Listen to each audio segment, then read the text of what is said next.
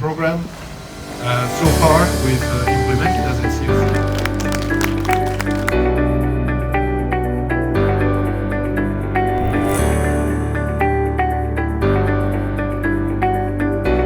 Today is a happy day because we are giving this facility, which is a outpatient clinic, to the Akimat for the benefit of the people of Atirau, the Berekedegi rayon, and it's one of the many projects that we're doing as part of our social investment program that NCOC is doing. And we are very happy that this is happening, and we look forward to continuing with more projects for the benefit of the country and for the region and the community of Atirau in which we are living.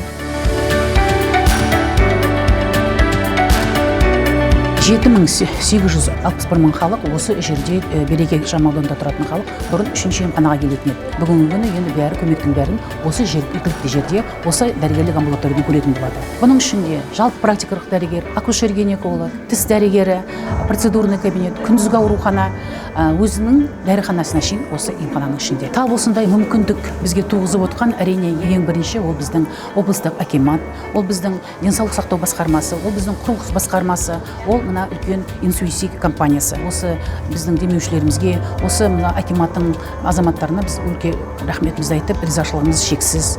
Тек қана тұрғындар атынан емес, медицина қызметкерлерінің артынан өте үлкен алғыс айтқымыз келеді.